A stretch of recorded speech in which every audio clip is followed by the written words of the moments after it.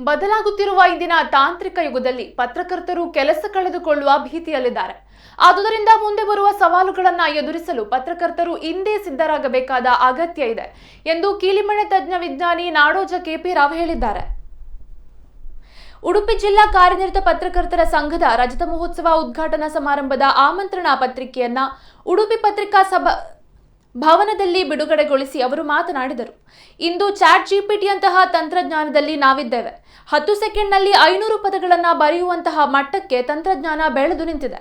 ಇಂದು ಸಾಮಾನ್ಯ ಬುದ್ಧಿಮತ್ತೆಗಿಂತ ಕೃತಕ ಬುದ್ಧಿಮತ್ತೆಯ ಆದ್ಯತೆ ನೀಡಲಾಗುತ್ತಿದೆ. ಇದರಿಂದ ಪತ್ರಕರ್ತರು ಕೆಲಸ ಕಳೆದುಕೊಳ್ಳುವ ಅಪಾಯಕ್ಕೆ ಬಂದು ತಲುಪಿದ್ದಾರೆ. ಸುಸ್ಥಿರ ಅಭಿವೃದ್ಧಿ ಬಗ್ಗೆ ಪ್ರತಿಯೊಬ್ಬರೂ ತಿಳಿದುಕೊಳ್ಳಬೇಕು. ನಾಳೆ ಏನಾಗಬಹುದು ಎಂಬ ಸಾಮಾನ್ಯ ಕಲ್ಪನೆ ಪತ್ರಕರ್ತರಲ್ಲಿ ಮೂಡಬೇಕು ಎಂದರು. ಇದೇ ಸಂದರ್ಭದಲ್ಲಿ ಈ ಬಾರಿಯ ಉಡುಪಿ ಜಿಲ್ಲಾ ರಾಜ್ಯೋತ್ಸವ ಪ್ರಶಸ್ತಿ ಪುರಸ್ಕೃತ ಹಿರಿಯ ಪತ್ರಕರ್ತ ಆರಾಮ ಪಡುಬಿದ್ರಿ ಅವರನ್ನ ಸನ್ಮಾನಿಸಲಾಯಿತು. ಅಧ್ಯಕ್ಷತೆಯನ್ನ ಉಡುಪಿ ಜಿಲ್ಲಾ ಕಾರ್ಯನಿರತ ಪತ್ರಕರ್ತರ ಸಂಘದ ಅಧ್ಯಕ್ಷ ರಾಜೇಶ್ ಶೆಟ್ಟಿ ಅಲೆವೂರು ವಹಿಸಿದ್ದರು. ರಜತ ಮಹೋತ್ಸವ ಸಮಿತಿ ಸಂಚಾಲಕ ಮೊಹಮ್ಮದ್ ಶರೀಫ್ ಕಾರ್ಕಳ ಪ್ರಾಸ್ತಾವಿಕವಾಗಿ ಮಾತನಾಡಿದರು. ಸಂಘದ ರಾಜ್ಯ ಸಮಿತಿ ಸದಸ್ಯ ಕಿರಣ್ ಮಂಜನಬೈಲು, ಕೋಶಾಧಿಕಾರಿ ಉಮೇಶ್ ಮಾರ್ಪಳ್ಳಿ ಉಪಸ್ಥಿತರಿದ್ದರು.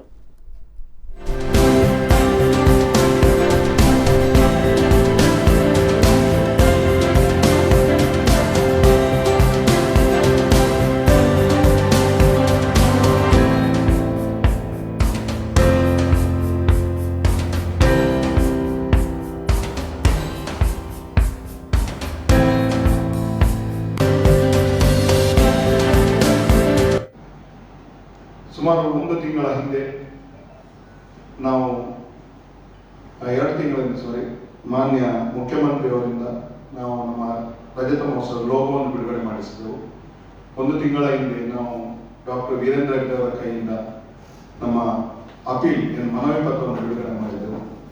ಇವತ್ತು ನಾವು ನಮ್ಮ ಕನ್ನಡ ಕೀಲಿಮನೆ ವಿನ್ಯಾಸಕಾರರಾದಂಥ ಕೆಪಿ ರಾವ್ ಅವರು ಇವತ್ತು ನಮ್ಮ ಆಮಂತ್ರಣ ಪತ್ರ ಬಿಡುಗಡೆ ಮಾಡ್ತಿದ್ದಾರೆ.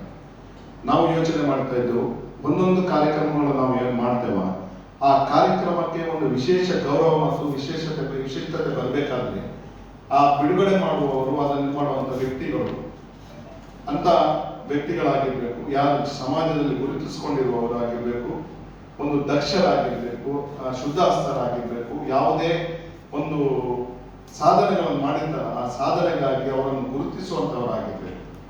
ಕೇವಲ ಒಂದು ಯಾವುದೋ ಒಂದು ಕ್ಷೇತ್ರ, ರಾಜಕೀಯ ಕ್ಷೇತ್ರ, ಮತ್ತೊಂದು ಕ್ಷೇತ್ರದಲ್ಲಿ ಏನೋ ಒಂದು ಸಾಧನೆ ಮಾಡಿದವರಲ್ಲ, ಸ್ವಂತ ಯಾರಿಗೂ ಕಾಣದೆ ತೆರೆಮರೆಯಲ್ಲಿ ಕೆಲಸ ಮಾಡ್ತಾ ಇರುವ ವ್ಯಕ್ತಿಗಳನ್ನು ನಾವು ಆರಿಸಿ ಮಾಡ್ಬೇಕಂತ ನಮ್ಮ ಪತ್ರವನ್ನು ಮಾಡ್ಕೊಂಡಿರೋ ಲಾಸ್ಟ್ ಕೊನೆವರೆಗೆ ಮಾಡ್ಕೊಂಡಿರೋ ಆಸ್ತಿ ಅಂತ ಹೇಳಿದ್ರೆ ಆ ಬುಕ್ಕು ಮತ್ತು ಚೀಲ ಮಾತ್ರ, ಒಂದು ಪೆನ್ ಇರ್ತದೆ.